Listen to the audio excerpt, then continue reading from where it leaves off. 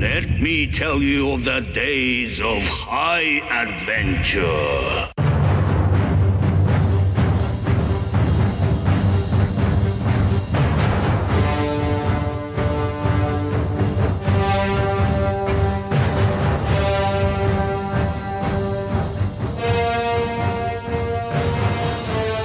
Hello, I'm Kevin. And I'm Eric.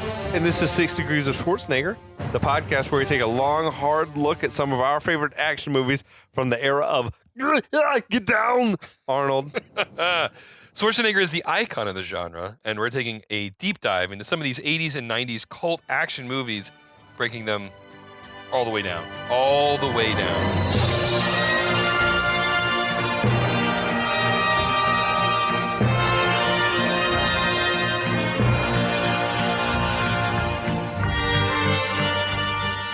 Welcome back. Oh my God, episode Eric, 5. Holy shit. I am impressed by your prodigious beer consumption tonight, my friend. Look, I'm not a quitter. I am like just still sipping on old fashions. Well, I'm you here. know. Yeah, it's gonna be a rough day at work tomorrow. But for right now, I feel fucking great. Here's to feeling good all the time. Here's to feeling good all the time. Cheers, my friend. Cheers. Well, I mean, I've still been sipping on this easy drinking beer, No, so I've been going a little bit lighter. You're going to be just fine, my friend. That's right. If you drive home really fast. Good thing I live close. No, guys, come on. No, we do not condone that. We do not condone that. Calm down. But we are here for the final chapter on the film Lionheart. I just called it a film. I can't believe that. Yeah, well, that's fine. This is episode a flick. 5. It's a flick. Everything we talk about here pretty much I feel like is a flick. Yeah, you know? straight up. Yeah. Yeah. Sometimes it rises to the level of movie. Most of the times it's a flick. It is one of Jean-Claude Van Damme's best, I feel agree. like. I agree. You know? I think so. Yeah. Again, I mean, we've said this before, but I found myself genuinely enjoying this movie as we watched it for all of its 90s cliches. And this movie has like at least one or two three-dimensional characters. I agree. Yeah. Yeah. Do you want to try to sum up what all is happening All right, here? let's see where we go. Okay, so guy gets burned to death in a bad drug deal, screams out his brother's name, Leon. Leon! Cut to the deserts of Africa. Leon is a prisoner at a French legionnaires camp. He breaks away, makes his way via steamboat back to the States, winds up in New York, meets a guy named Joshua who is a bookie for an underground street fighting ring. He needs to get L.A. Joshua says, I can get you there, introduces him to a big-time fight arranger named Cynthia and her toady Russell. They get the money that they need from a fight, head to L.A., find out that Leon's brother's already dead. He goes and checks in on his ex-sister-in-law who wants nothing to do with him. Except maybe she wants to fuck him. Maybe she wants to fuck him. We don't really know We yet. don't really know. Anyway, he sees that she's destitute, agrees to fight for Cynthia, the chick, even though before he said he wouldn't. But he won't fuck her. But he won't fuck That's her. where he draws He the will line. fight for her, but he won't fuck her, which is insane to me. But anyway. Yeah, I'd much rather do the one thing I feel like it was than like the you other. got this priority way wrong, dude. Why can't you be a man whore? Like, will she pay you to You fuck? could be the new Russell. Right, exactly. Anyway, he agrees to fight. Cue a bunch of like straight up Capcom Street Fighter bouts with ridiculous costumes and Yes. crazier fucking characters. He wins all of them. The MPs from the French Legionnaires camp, they've come to the States extra legally. They track him down. They beat him up in an alley, break one of his ribs. And then he reconnects with his ex-sister-in-law, realizes that he's been the one who's funding her, bankrolling her recently. Then while that's happening, we cut to Cynthia. She's plotting his Leon's demise with a new fighter named Attila. Yeah. And all both MPs and Cynthia and Russell are in the room watching this video, laughing maniacally together because Leon's about to take the fall. Yeah. And they're like, he's going to fight this fucker. This motherfucker. You guys can have down. whatever's left over after the fight. Right. There's some sexual tension in Leon's apartment between him and his sister-in-law. But there really is. There is. There really is. But before they can kiss, Russell shows up saying, "We're going to take you to the last battle, and here we are. Dude, that's fucking a wild summary, but very accurate. I mean, 100%. Very accurate. Right? Yeah. So far, who has been your favorite fighting character? Your favorite opponent? That's a good question. They've Honestly, all been like caricatures. They've all been caricatures. My favorite fight, just because of how absolutely insane it is, was the pool fight. The pool fight. Okay, I like the 100%. Scotchman. Okay. The guy fighting in the kilt, because that felt to me the most Street Fighter-ish. I argue. And the dude's on roller skates cruising around. Okay. It was wild. That was my second choice. There is something about the neon thongs and the neon bikinis on all of these bronzed bodies, and then the way the dude comes in from the forest. He just came next to running the in from the pool, woods. and the ridiculous costumes that they're both wearing. It's true. That was to me choice. That was my favorite one. This is we've said before, we will say again, this is like the prototype Street Fighter movie. Mm-hmm. This is what a Street Fighter movie should be like, instead of, let's make it an action flick with just a bunch of shooting and no street fighting. Right, exactly. And we call it Street Fighter. And again, like, this is odd. Weirdly, the plot of the movie is very similar to the backstory of the game. Yeah. But it wasn't true to the spirit of the game. This could have been a low-key first movie in a Street Fighter franchise. Right. Like, this is like the origin story. Right, exactly. Like, this is Guile's origin story. Right. Yeah, that he somehow found his way into these like illicit street fights to infiltrate the drug ring that killed his brother or something like that. Right. Yeah. I mean, and Bison kills Charlie. It's one of the reasons why Guile. Oh shit! Yeah, it's one of the reasons why Guile is so obsessed with fighting him. Fun side note: Charlie does come back in Street Fighter V as a. He wasn't dead. He is dead, but they bring him back to life using genetic technology, and he's got like all this patch. He's like a Frankenstein monster in Street Fighter. It's like a zombie, basically. Yeah, kind of like a zombie. Yeah. Okay. Yeah. Is he a good fighter? He's an okay character. Is he a bad guy? What is he? No, he's sort of a chaotic neutral. Okay.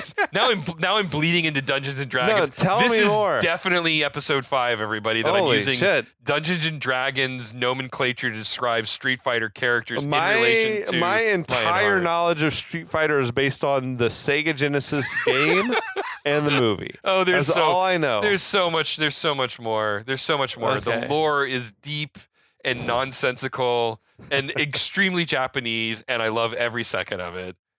I'm here for it, man. But we'll again. talk more about that later. off mic. Yeah. For now, I'm gonna try to take us through the end of the movie if I can keep my wits about me. Yeah. All right. Let's see if Because we the can get bourbon there. is coursing through my veins. Yeah. So we've got Cynthia and Russell have just shown up to pick up Joshua and Leon. Yeah. So we cut to Leon and Joshua. They're riding in the car with Cynthia in that limo. She's fucking wired. Dude, that costume that she's wearing is even better. It's like a bejeweled blazer. Straight up bejeweled blazer. Fucking coked out of her mind. Unbelievable. She's like, let's get crazy. Oh my God. It's fucking nuts. She was probably doing blow off of Russell's back. She's snorting it off of his dick. Right off of his dick. But she won't blow him, though. No. Yeah. So Leon and Joshua do not seem to be amused by her bullshit. No. And she's like telling them to loosen up. We're going to go meet some friends of mine. Then she's asking, how's your family doing? And Leon is like, they'd be doing better if I was there with them right now. Burn.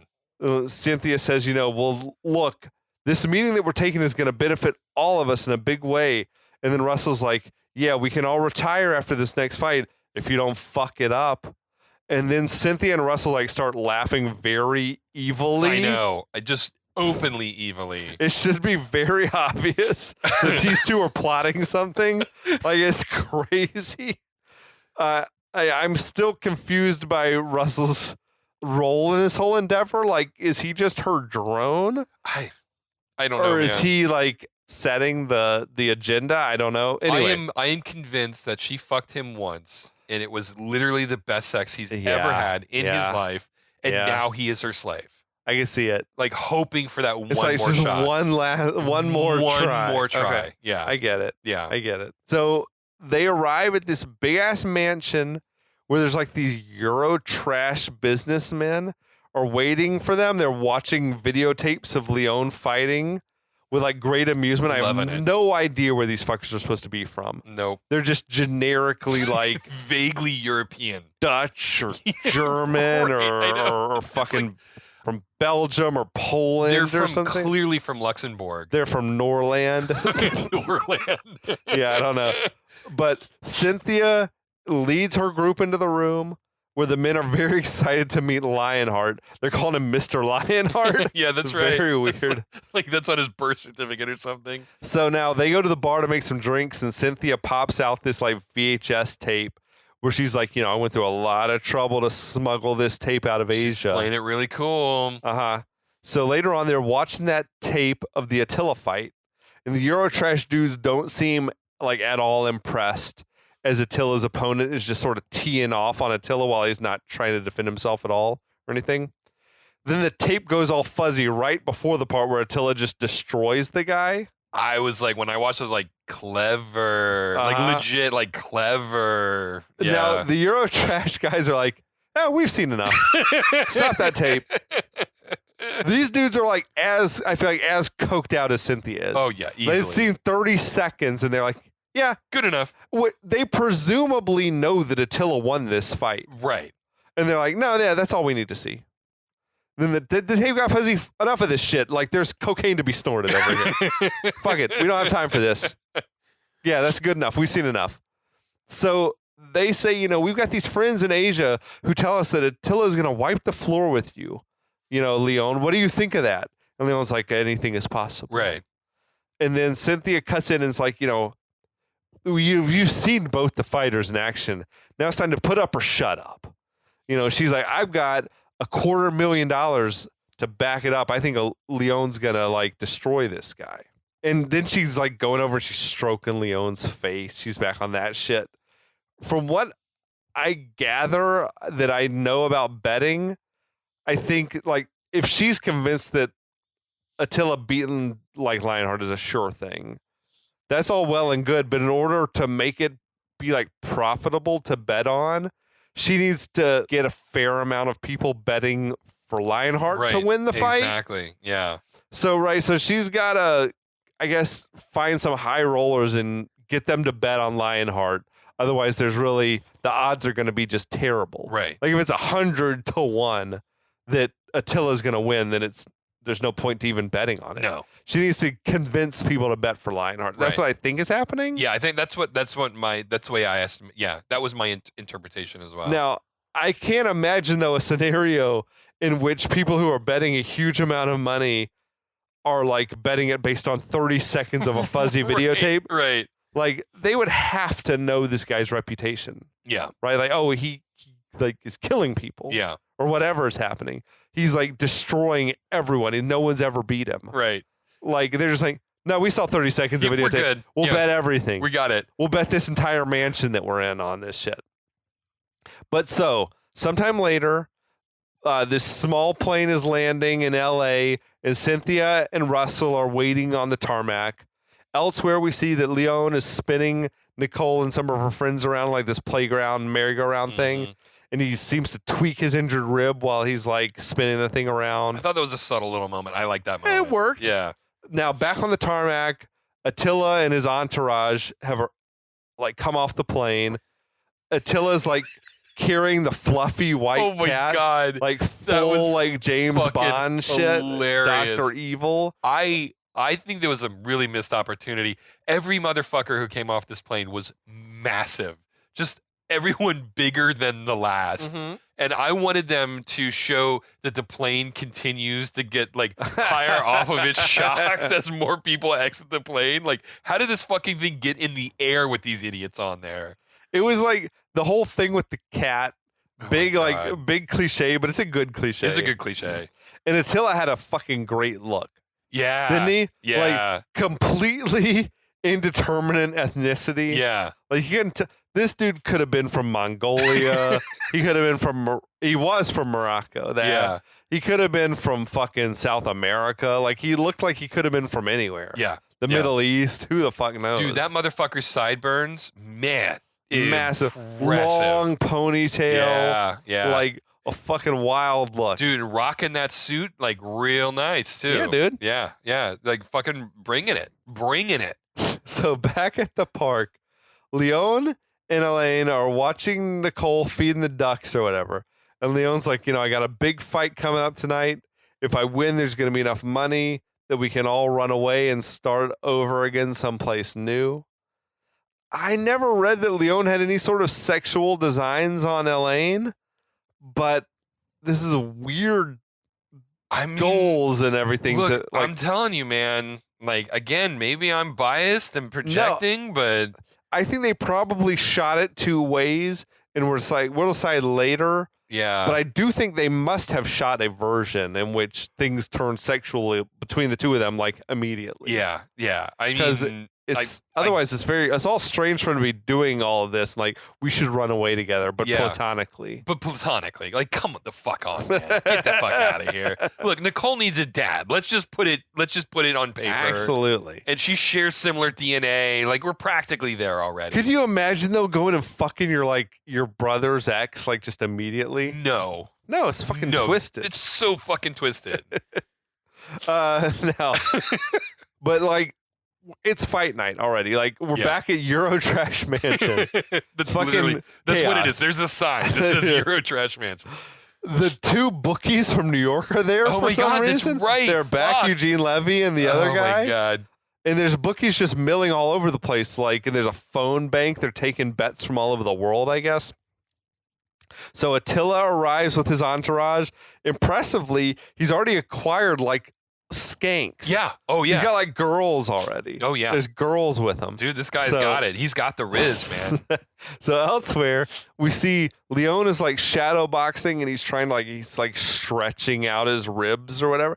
I really don't feel like that's how broken ribs work. That's not how it works. If I can just you want to keep that shit compressed. I'm like, that fucking hurts. Yeah.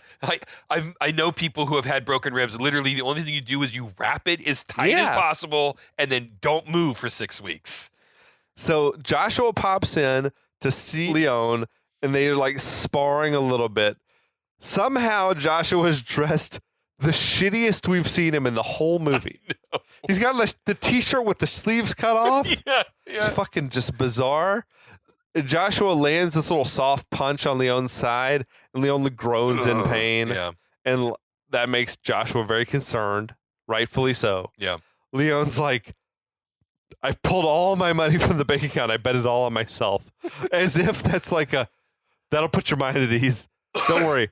I bet every dollar that I have on myself to win the fight, so don't sweat. But no, that makes Joshua more concerned. Rightfully so. Joshua's like, yeah, man, I like the confidence, but what the fuck is going on with you? Yeah. And Leon's like, it's nothing. And then Joshua pretends like he's going to hit him again on the side, and Leon, like, recoils. Yeah. And then Joshua's like, man, there's $12 million, like, floating around on this fight. Like, what the fuck is going on? He said, the Eurotrash fuckers, they came through betting on you. And now I'm hearing all this shit about Attila. He says, this dude's already bagged 8 bodies. Do you think that means he's, like, literally killing people? Yeah, that's the way I took it. Okay. Yeah. So Leon's like, no, don't worry about it. I'm going to win because I have to. Right. And Joshua's like, how are you going to win if you're all fucked up? He's like, you're going to do is you're all fucked up. How are you going to win if you're all fucked up? He's asking legitimate questions. Oh, dude, the actor Harrison Page was fucking eaten. Yeah. In this scene. Joshua was like, you're not going to do anything but go out there and get yourself all fucked up like what happened to me. Right. Oh, boom. The other shoe drops on Joshua. He's telling Leon, like, you're going to end up on the streets fucking hustling fights with fucking junkies and winos like I did. Another glimpse into the backstory. Yeah. So Leon's like, after I win, don't worry, I'm going to take you away from all of this, along with Elaine and Nicole, and even Cynthia. Cynthia? This was the moment that I realized Leon's a fucking idiot. Like, Joshua had the same realization. He's like, Cynthia, you think she gives a flying fuck about you? Joshua's like, Leon, your problem is your heart's too big, man. He's like, It's going to get you all fucked up out there. He starts telling him, like, you got to learn no one on this earth gives a fucking shit about you except for yourself, man. Yeah. Nobody gives a shit about you but you. Like, Which is a great line. It's a grim outlook. Yeah. But I feel like that's definitely been Joshua's, like, lived experience. That's definitely what happened to him. You know? So Leon disagrees. He's like, you care about me. He says, Joshua, you got to trust me when I say I'm going to win this fight. But Joshua looks unconvinced. So Joshua comes hobbling into the den of the bookies. He approaches Cynthia, asks Cynthia, who you betting on? And she's like looking at the screen and saying, well, I would say the odds are definitely in our favor. And we see that Leon is a 3 to 1.5 underdog, which we got to acknowledge. 3 to 1.5 is the same fucking thing as 2 to 1. Right. So I don't know why they put 3 to 1.5. That's simple algebra. It was just really That's weird. Fucking weird. It was so weird. And Joshua is like, I didn't ask you about the odds. I asked you who you're betting on. Yeah. And Cynthia smirks and is like, what, are you having second thoughts about your boy? And that's where he says, I don't know. I'm just thinking about the way you did me. And it's like another piece of the puzzle falls into place. Another piece of the puzzle. We're on to something when, I feel like the dude Russell, who's got some weird animosity with Joshua, I feel like he's the one who was a fighter back in the Gave day. him that fucking limp. Fought him, broke his leg or whatever. Probably gave him that cauliflower ear. Yeah, I agree. But yeah, he's implied, I guess, that Cynthia screwed him over previously. So he's asking her, is there something I should know about Attila? And she's like, I don't know. Is there something I should know about Leon? And Joshua's like, nah, Leon's fine. He's going to whip Attila's ass. And Cynthia grins and she's like, okay, well, then you should go place your bet. Right. And I think her refusal to answer the question tells Joshua everything he needs to know. Yeah. What I'm asking, though, is like, why is she so fucking hesitant to just lie? I don't know, man. Just like, if she's setting Leon up to be beaten and taken back to Djibouti at best, or maybe killed, like, why does she not want to lie to Joshua about it, though? Right. Like, I won't tell you that I'm betting on Leon. That's just a bridge too far, man. Yeah. It's a bridge too far. But so Joshua, he's in line to place his bet or whatever. He still seems... I would think it should be against the rules for the people who are like the fighters' managers to even bet on the fight. Yeah, that should be completely... But Joshua's up at the front of the line. He seems to be waffling about how he wants to bet, much to the dismay of that bookie. He's like, Boogie, what's up, man? We're closing. We got a minute left, man. You got a minute left. Lionheart or Attila. It's fucking weird. I feel like that guy gave a wild performance for a dude with like 2 lines of dialogue. But he's not even on screen. It's just mostly his voice. Yeah. So back at home, we see Elaine and Nicole. They're packing up suitcases and shit. Back at Eurotrash Manor, the people are milling about. They're moving to the tennis court where the fight's going to happen, which is another like full-on video game setup. Weirdest fucking locations. Like, okay, we got a tennis court. We got a mostly empty pool. We got a racquetball court. We got a fucking garage. Inside of a ring of cars. A ring of cars. I love it, This is a fucking video game, man. Like, Absolutely. all of these locations are video game locations. It's also like theatrical, cinematic, so theatrical. Crazy shit. But yeah, Leon comes strutting out, confident. He's got the round of applause going on. And I don't know why he continues to fight in blue jeans, but he's got his jeans on.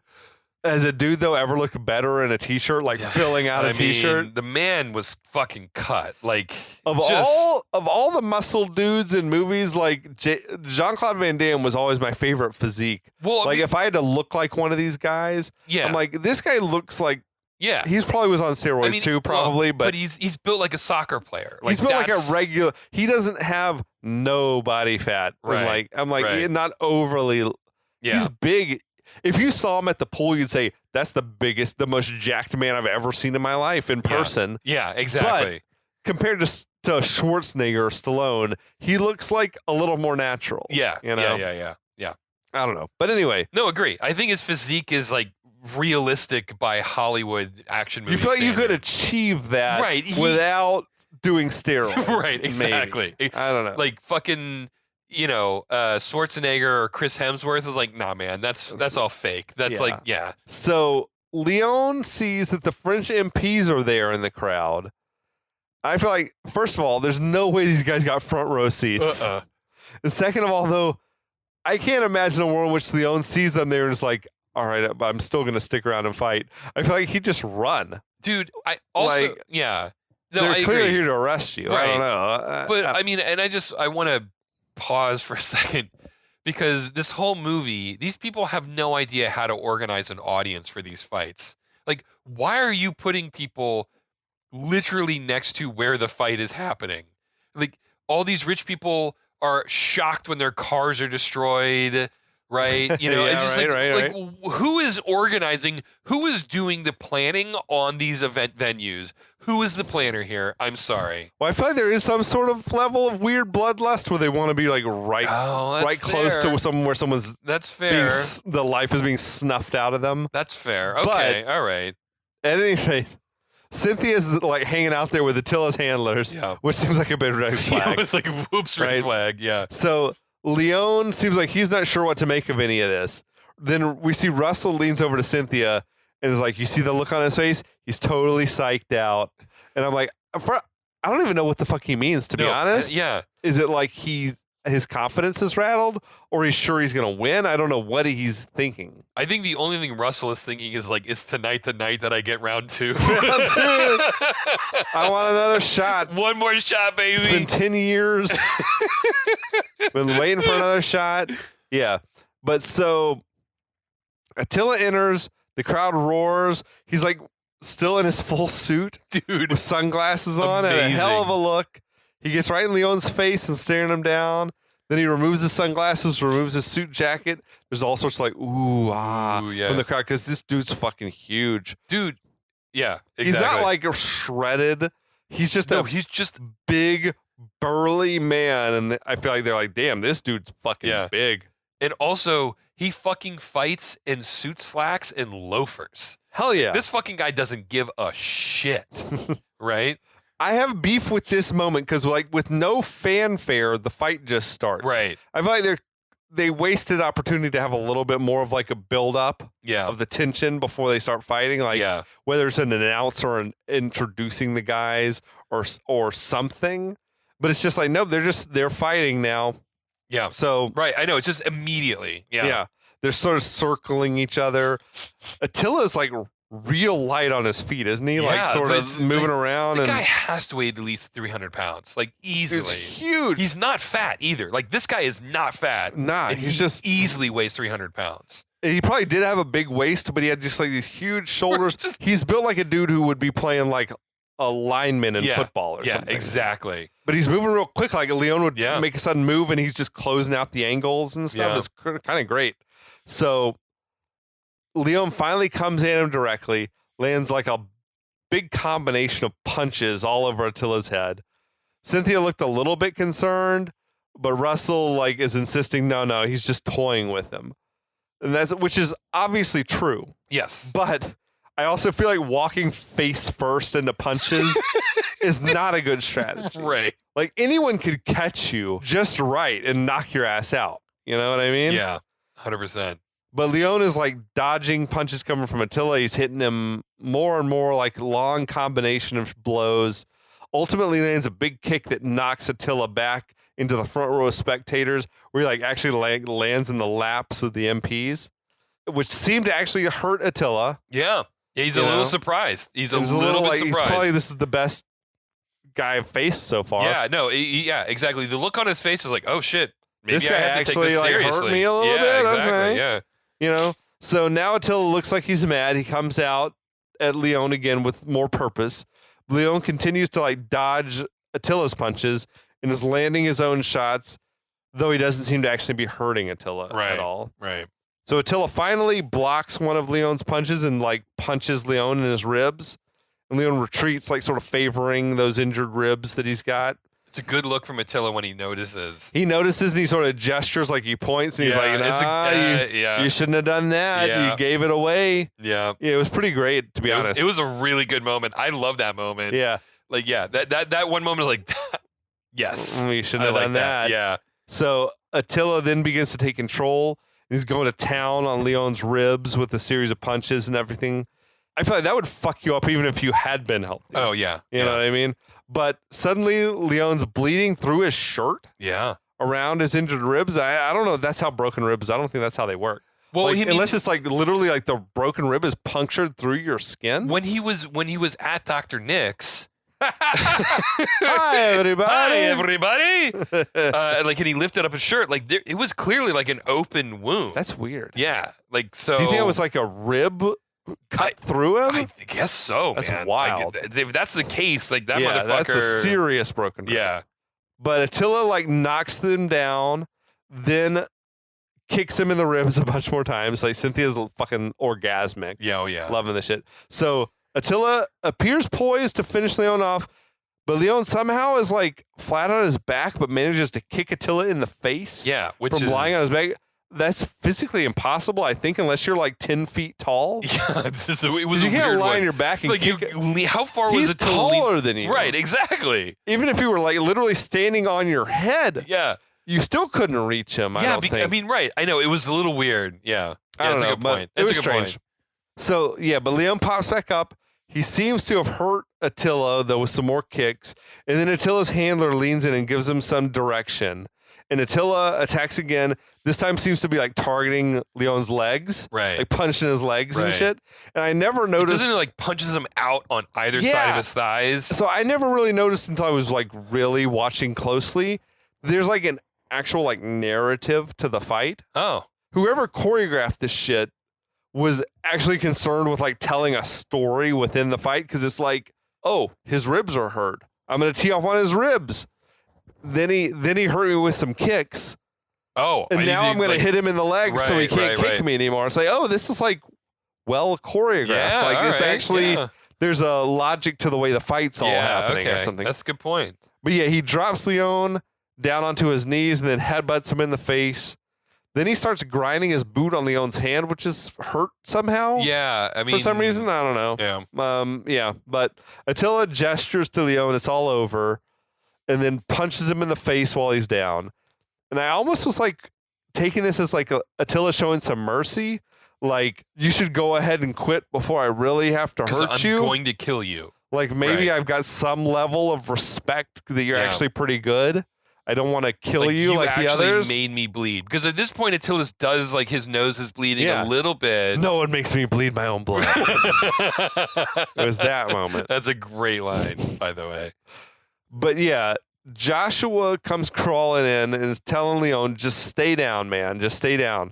And Leon reminds Joshua, I bet all my money on this shit. And Joshua tells him, don't worry about the money. Attila's taking a break. He's over there petting his cat. That's weird. It was a nice touch, honestly. But so Leon sees Cynthia. She seems happy with how the fight's going. So Leon now it's like, Cynthia bet against me. I know it. Which like, yeah, no shit, dude. And he's saying, I should have listened to you, Joshua. Joshua's telling him, don't worry about it. Just stay down, man. And I truly believe that Joshua is just trying to look out for Leon. Yeah. Oh, yeah. 100%. This wasn't about him making money. Yeah. Yeah. Regardless of how he bets, which we're going to find out in a minute. Yeah, I feel like he's like, I don't want to see you die. I don't want to see you die. Like, this is the end game. This is how this ends. Yeah. Is you die. But so Leon gets back up, even as Joshua's like yelling that Attila's going to kill you if you keep fighting. Attila seems a little surprised that Leon wants to keep fighting, but it's like, okay. And you got to love the bookie character pointed at Lionheart. It's like, he's hurt. He's like, no shit, he's hurt. The fuck are you talking about? But Attila starts sort of bouncing real light on his feet like a boxer and like pummeling Leon with punches. Oh, yeah. This dude, like, for a dude that big, he was like really sort of bouncing around, floating like a butterfly out there, Yeah. Attila is effortlessly blocking Leon's punches and kicks and all like that. He's like landing another combination of punches that leaves Leon nearly unconscious on the ground. Then we see the younger of the two French MPs. Seems like he's like not enjoying this anymore. Yeah, it's like, this isn't fun anymore. Yeah. So Joshua tells Leon, don't worry about the money. I made us a deal. We're going to be fine either way. I'm going to split the money with you, man, 50-50. Leon seems a little confused, and then Joshua like levels with him, and he's like, dude, look, the whole bet is on Attila. Yeah.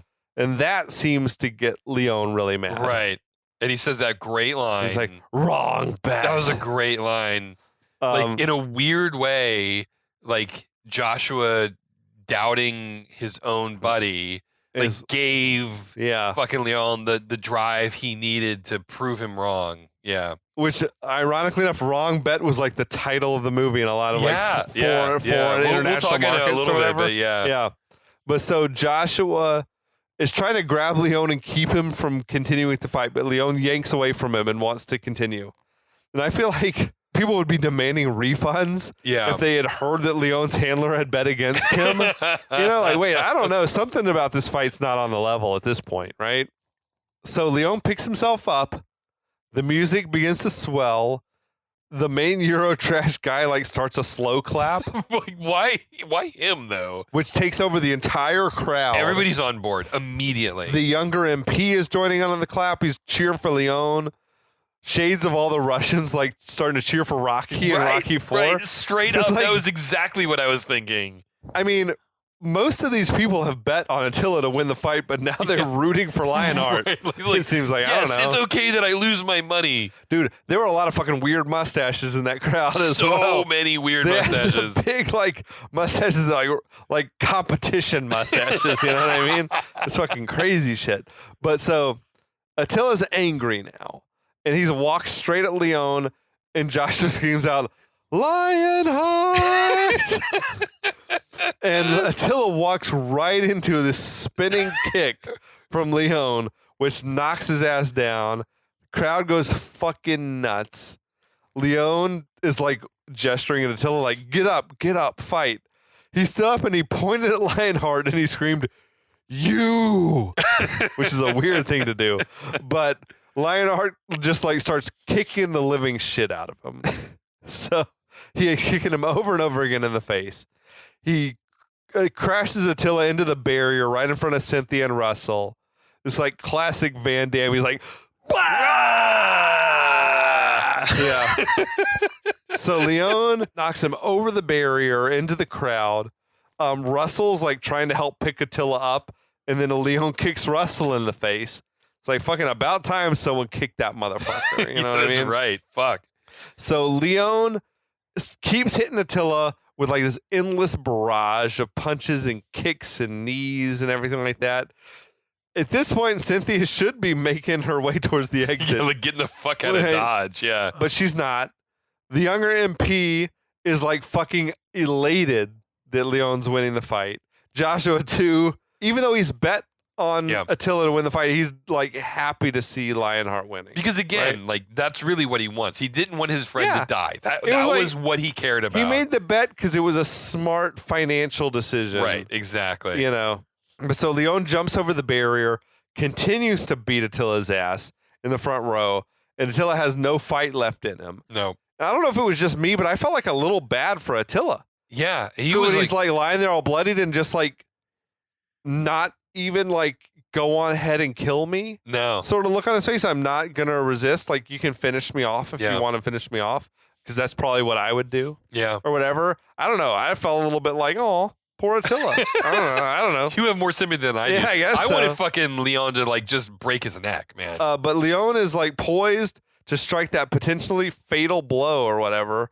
Is Cynthia's looking on, and the shit she was wearing, like her bosoms are just like heaving, right? And like her dress strapless, real low cut. It was bizarre. It's like her costumes just got more and more insane. Yeah, over the crazy course of, shit. just absolutely crazy. But I guess when Leon realized that Attila had given up, then he shows mercy and like doesn't finish him. So now the MPs step in to hold up Leon, who's completely exhausted.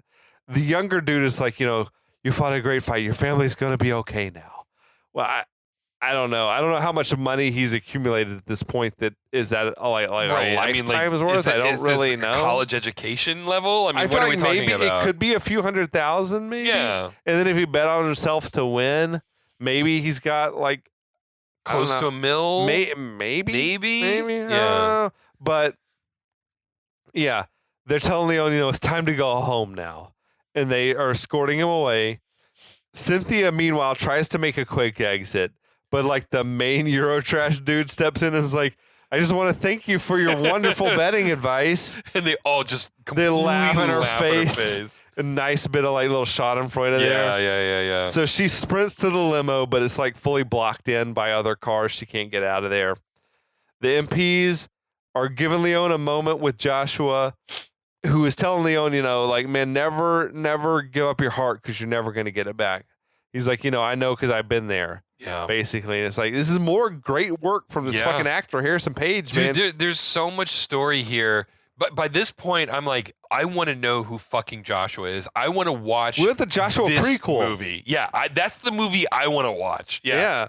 And so Leon hugs Joshua, and Joshua is like crying. Yeah. And I feel like this moment was actually earned, though. Oh, yeah, 100%. Sometimes we get these moments where you're like, give me a fucking break. Yeah. But this one's like, I feel like this is like a redemption for Joshua. And like the thing that I loved about it, too, is he bet against Leon, not because he doubted Leon, but because he doubted himself. Because he saw himself in Leon before his final fight. Yeah. And he got cold feet because he saw what happened to him. Yeah. Right. And so that whole bet had actually nothing to do with Leon. It had to do with his own insecurities about himself. And I'm like, fuck, I am thinking way too much about this movie at this point. No, I think you're right. I think it's fully like Joshua's like, I'm trying to be there for you the way no one was there for me. Yeah. I'm looking out for you. I know the way the world's going to try to beat you down or whatever. Yeah. I'm going to bet against you because I feel like this is the same way it happened to me. Yeah. Maybe I was supposed to throw a fight and I didn't throw it, or whatever happened that I got totally fucking used up and spit out. Right. And then this is my redemption arc. My chance to like make it all right again was by doing right for somebody else. And like betting against you because I have no faith in me. So when you lose because I don't think you could win because I don't think I could win, then we at least get to keep the money, right? Like it was none of it was from a perspective of like you're not good enough. It was from the perspective of I'm not good enough. Right. Like it's like fuck, dude. Like there was like real pathos there. Yeah, it was great, and I liked that. Even though Joshua had bet against him, Leon was like, "No, I still love you. Yep. We're still good. You're still my friend. Yep. Like, I know that this was like not about you trying to betray me in some way. Exactly. It was just like, we're good, man. It was a real moment. Like this moment was way better than the rest of the movie. Yeah, no, frankly. this is and like, I like this movie. No, right? It was a well-crafted story, and they made you actually care about the characters. Yeah, I mean, enough that like by the end of the movie, I'm like, I want to watch a Joshua movie. Like, I want to see how we got to this point, right? So one of my favorites of this kind of weird like karate genre is Best of the Best. I don't know if you ever watched Best of the I've Best. seen Best of the Best. Where they're like the Americans are fighting the Koreans, and you got the one guy who's like his brother had been killed by one of the Korean fighters. Yeah. And I swear to God, I literally cry at the end of that movie. Yeah. When the guy is like, the dude who had killed his brother is like, I'm sorry about your loss, and like I offer myself to you as your brother. Yeah. And I'm like, holy shit. Yeah. Like this movie did not really earn this moment, but I'm like, you got me. I'm fucking, I'm like, my eyes are welling up. Because there was no maliciousness behind the act. This was like a horrible situation. Yeah. And he has to live with the burden of knowing what he did. No, I feel like at every single step, Joshua's tried to do right by Lionheart, tried to protect him. Even betting against him was, I think, an insurance policy of like, they've set you up to lose here. Yeah. Like, let me bet against you so that even when you lose, we still make money. We're still going to be okay afterwards. And this is like to Steelman again. This is the reason why he was on Leon's side from the very beginning, because that was Joshua's first fight. Yeah. Right? Like, he's in a destitute situation. Well, he sees himself in you, or you in himself, or something. Well, he sees himself in Leon, right? Yeah. And he sees himself in Leon because his first fight was under a fucking overpass in New York as well. And like his life and his experience mirrors what he's seen Leon go through this whole time. Right? And he got used up by Cynthia. Exactly. And just like set up to lose. And he's like, I- I'm not going to let that happen to you. And I guarantee you he feels guilty because he's the one who put Leon in contact with Cynthia. Yeah. Right? And he feels like he's the one who set this whole, chain of actions or chain of, events in motion, right? Yeah. And I'm overthinking this movie by 1,000%. This movie is so much deeper than your average movie like this. Yeah. That I think it does have like levels to it. Like that. Yeah. But like there is literally a movie about Joshua here. Oh, right? for sure. 100%. There's a world in which you could say Joshua is the main character of this movie. Absolutely. Yeah, like he's this is the a one who redemption is arc like, for him. yeah, this is his redemption, man. Yeah. It's kind of like Mad Max Fury Road, where Furiosa's maybe the main character. Yeah. But it's a redemption story for Max. This is like Lionheart. Okay, he's the main character, but this is a redemption story for Joshua. Yeah, absolutely. So we got man. No, it's all good, man. Yeah. The MPs are walking Leon out the front door, and Cynthia's there in her limousine, like trying to get the hell out of there. And then we get this man who approaches, who's like, the house wants to talk to you about your unsecured bet. And then he's got this walkie-talkie, and the walkie-talkie crack because he's like, if you find that bitch, don't let her off the premises. I fucking died at that point because we have this like really nice just moment, and she's then the gonna get next her line just of desserts. If you find that bitch, don't let her off the premises. Oh, it's fucking priceless, man. It's a great moment. So good. The guy's like, I've got her. I'm bringing her in right now. Yeah. And then the dude on the walkie-talkie threw that extra insult, and there's like, gash. And it's like fucking wild shit. So fucking bonkers. So Cynthia's like, I got the money. It's in New York. It's in New York, I swear. Yeah. So now back at the apartment, Elaine is waiting nervously. There's a knock at the door. She opens to find this bloodied and battered Leon. Leon stumbles in, and Nicole comes running out. It's like, we're all packed and ready to go. And she's like, oh my God, what happened? And he gives her a big hug. We see that the MPs and Joshua are like out on the stoop, and I'm like, wait, these fuckers brought him here to like say his goodbyes? Just to say his goodbyes. Did they give Joshua a ride? Just too? swear to God. Like, I don't know. But inside, Leon is telling Nicole, you're going to have to leave without me. He produces a big old bag, I guess, of cash. I guess so. Yeah, I don't know what else it would be. And is like, Nicole starts crying. She's saying it's not fair. The MPs can hear this whole scene from outside. The young guy is clearly not okay with what's going on. Like, he's really uncomfortable. The little about kid, this. like Ashley Johnson, acting her ass off. Just really, like, I was just floored by this kid. Every scene that she's in, I liked her in. Oh. And I fucking hate children actors. Fucking loathe them. Well, it's a way better child actor than this movie deserved. Oh, yeah. Yeah. But so Leon tells Nicole, life is cruel, but it can be beautiful sometimes also. And he says, look, I got to go with these guys or they're going to be hunting us for the rest of our lives. Yeah. So he tells Nicole, don't worry, you give me something very beautiful to remember. And then outside, Leon's like folding up that drawing that Nicole had made. Horrible fucking drawing. Fucking dog shit Good drawing. for him for faking it. Fucking shit. But Elaine gives Leon a hug, and it felt very strange, the hug. Yes. The hug seemed platonic, but the shot before and after seemed very sexual. There was like, are you going to kiss? Something, Are you going to kiss? I feel like they shot two versions of this. Oh, yeah. One where she's in love with, or they're in love with each other, and one where it's platonic. And we'll decide later on which one we want to go with. Because, it seemed definitely like there's some tension between the two. I mean, like, you could feel it. I was sitting there going, I don't know if I'm okay with this. Yeah, like, it's a little weird. Yeah. I don't know if that's okay, Leon. Yeah. But Leon, he shakes Joshua's hand. Joshua's holding Nicole there. Leon tells Joshua, you got to take care of this family for me.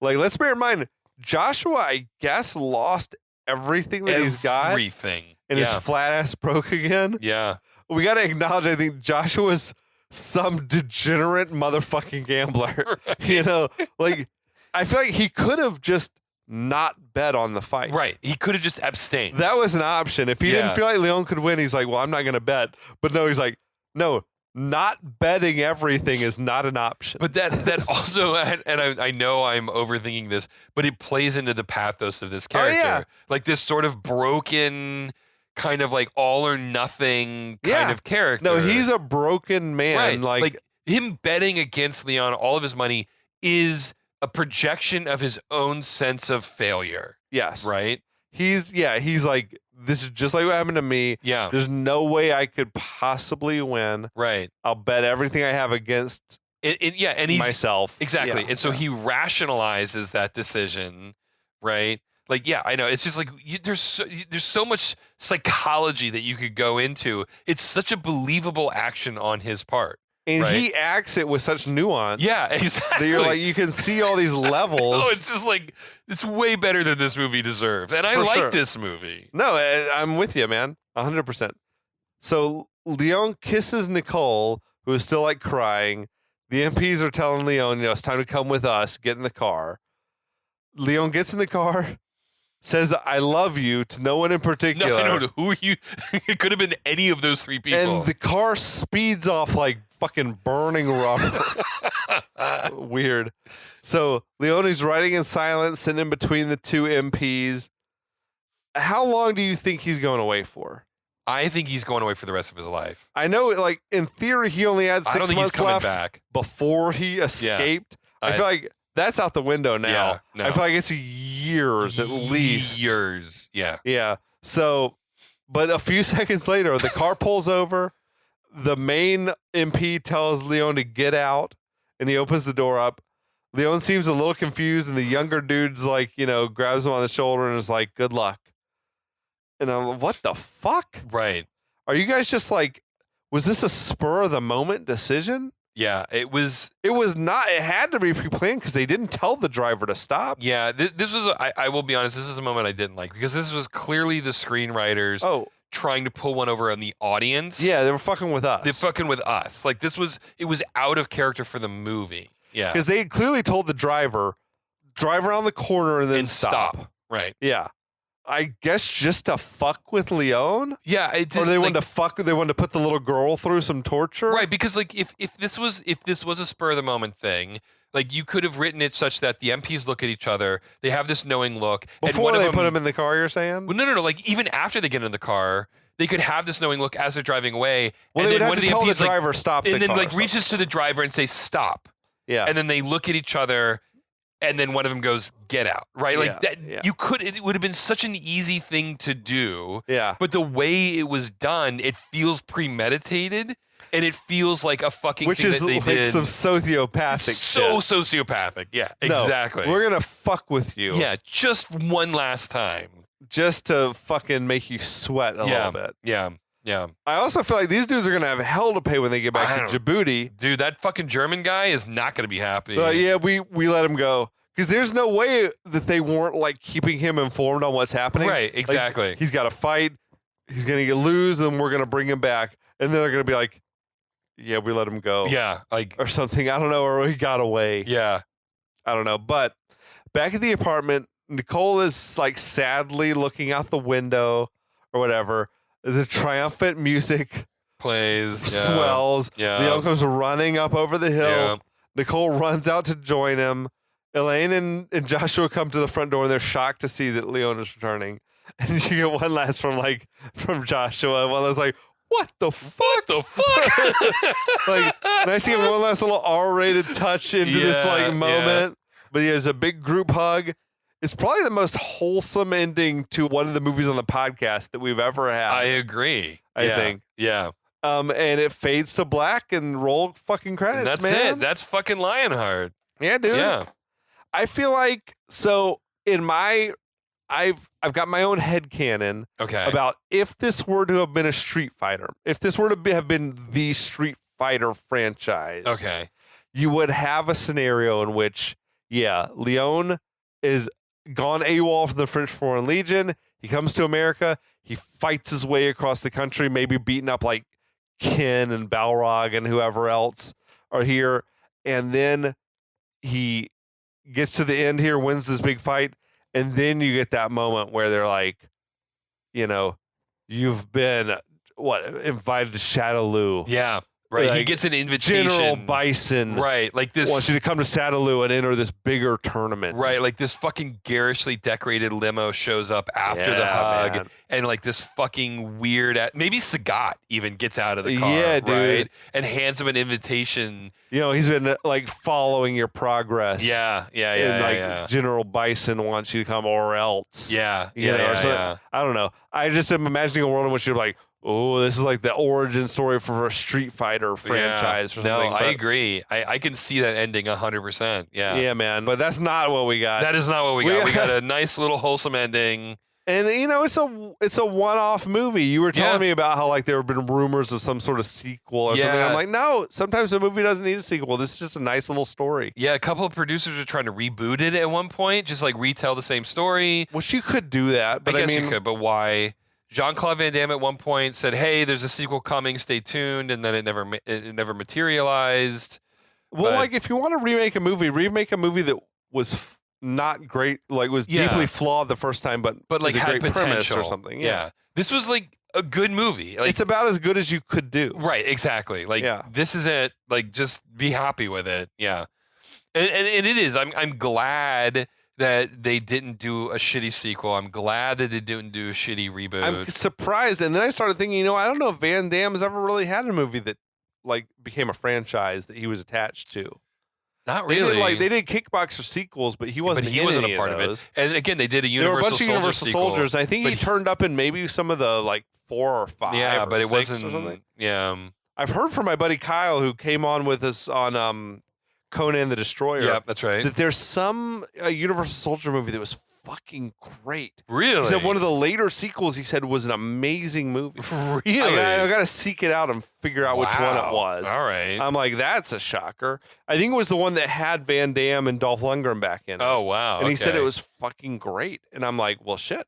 All right. Okay. Yeah, we got to track that shit that's down. That's the shocker of all shockers. Yeah. I got to find it and watch it, I guess. Right. But I've never even seen any of the sequels. I've only ever seen the first one. That's another one that's like, no, you told your story. Yeah. This is good enough. I don't need any more than this. Yeah. Yeah. We'll talk about it sometime. I think we got to do a Universal Soldier at some point. And it was Roland Emmerich and Dean Devlin or whatever. Was it really? Yeah, it was before they did Stargate. Wow. It was the thing they did that got them Stargate and then got them Independence Day. Wow, that's crazy. Yeah. I loved Universal Soldier. It's a solid ass little sci-fi movie. action flick. Yeah. But yeah. That's Lionheart. Yeah. Came out in January of 91. Yeah. Some of the other top movies of 91, Beauty and the Beast, the Disney animated flick number one, Jesus Christ. Yeah. But yeah, Terminator 2 was the second highest grossing movie of the year. It's crazy to think that that was number 2. Lionheart and Terminator 2 came out in the same year. Yeah. Because Terminator 2 still feels like contemporary. Current. Yeah. No, this is a fucking great movie. The special effects are literally timeless. It's epic. And this, Lionheart feels like an old school action karate flick, whatever. Right. Robin Hood, Prince of Thieves was number 3. That was, for me, that was the first movie that I went to go see in the theaters that was like a grown-up movie. I would have been, I guess, 9 or 10 years old, depending on what time of the year. Probably 9 years old. Went to go see Robin Hood, Prince of Thieves in theater and thought it was the fucking best thing I'd ever seen in my life. I bought it on, I didn't buy it, but my parents bought it on VHS. Oh, yeah. I watched that movie until it ran out. I still love it. I fucking love that movie. So good. Fucking Kevin Costner, American Robin Hood. Oh my god! Why not? It's so funny. Started the movie off with a British accent and then it went away. Dude, but that's where I was introduced to Morgan Freeman. Like I have fucking loved him since that movie. Christian Slater doing a half-assed English accent just like as well. phoning it in. But on that Alan accent. Rickman fucking killing it, nailing it as fucking the sheriff of Nottingham. Yeah. Oh my god, yeah. The number 4 movie of the year was Silence of the Lambs. Jesus. Which I think came out probably in December of 90 or something and made most of its money in 91. All right. City Slickers was also out that year, and Hook. God damn. Those are good-ass, iconic movies. Yeah, those are like those are movies people talk about. Lionheart was way down the list, like in the 50s. Wow. Or something, which I'm surprised it was that low because I feel like this was one of those movies that probably would have done well. Yeah, I agree. I wonder if it happened to come out at the same time as one of those heavy hitters and it just kind of suffered as a result of that. Because like that happens sometimes. Oh, yeah, for sure. Like movies that have become classics that didn't find an audience in theaters is just because they came out with like a big flash in the pan thing that no one remembers anymore. Yeah. Right? It happens like a lot, especially back in the day. Oh, yeah. Yeah. Because if it wasn't marketed right or whatever, then people don't find it until it's in Blockbuster. Right. And then it's like everyone's like, how did I miss this movie? This is great. Yeah, exactly. Yeah. Exactly. But man, that's Lionheart. If nothing else, it contributed to Van Damme's like rising stock as like the up and coming action star. Yeah, that's true. Yeah.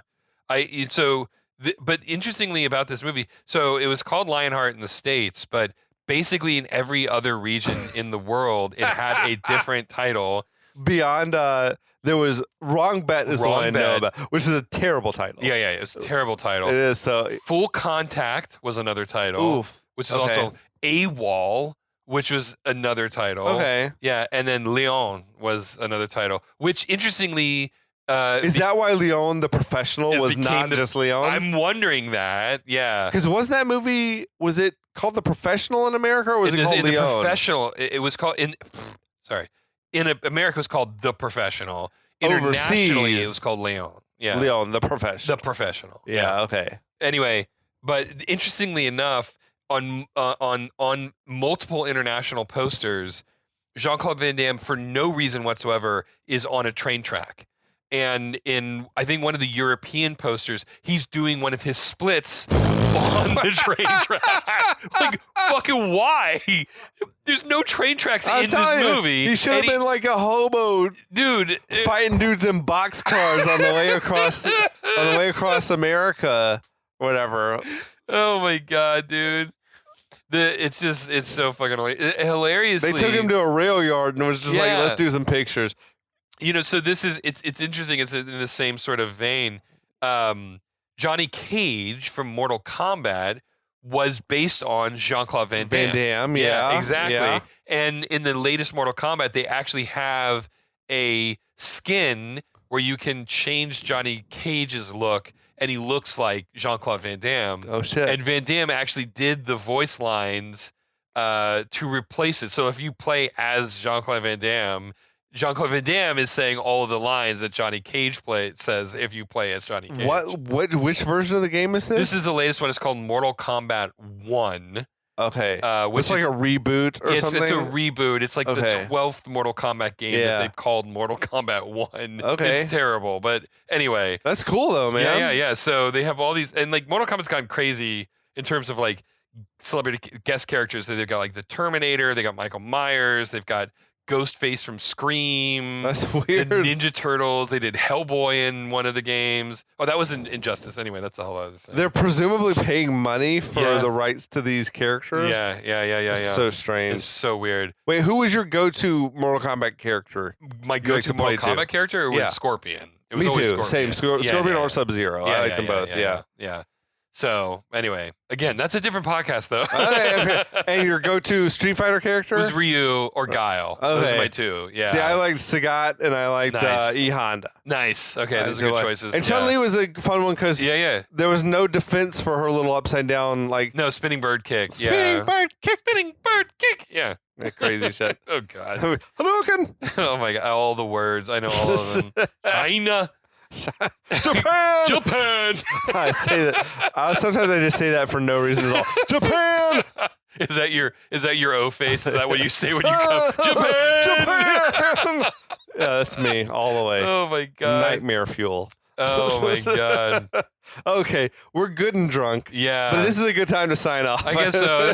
So it's not going to get better, everybody. No, it's all downhill from here.